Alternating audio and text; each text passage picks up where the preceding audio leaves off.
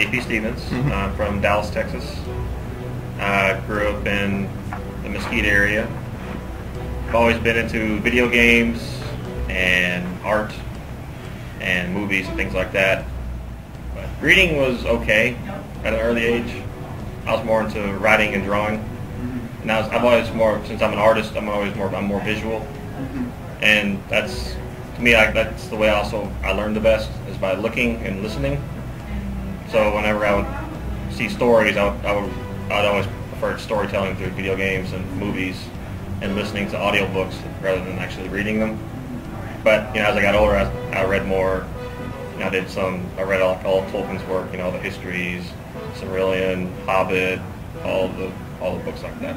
So then, after high school and when I was in college, I started writing my first book, which is The Stolen Moon of Londor, which is in the White Shadow Saga.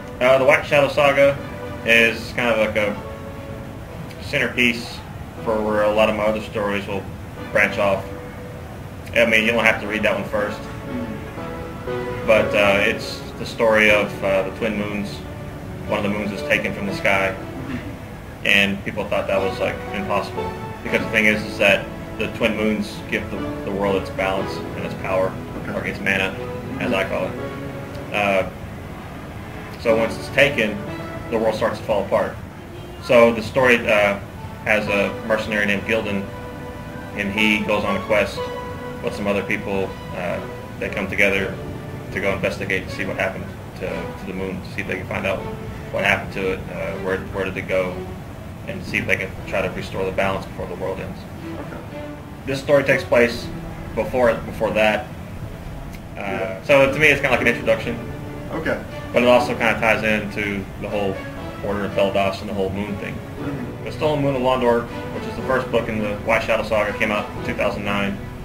And then Shameless Wonders is book 2, that came out in 2010. So before I wanted to write the third book for the series, there was a character in this book that I wanted to introduce before the third book came out. But you can read this book by itself. Right now when people are coming in and I'm getting new interest from people that want to read my books, I recommend this book first. Okay. Because it's my last book. I think it's my strongest book. If you enjoy fantasy, or if you've never gotten into fantasy, my books are good books to read, because I find them to be, or I tried to make them accessible to readers. You don't have to, like I said, you don't have to have read fantasy before to enjoy it. I try to make it flow well, have a good story, a lot of good action and adventure in it.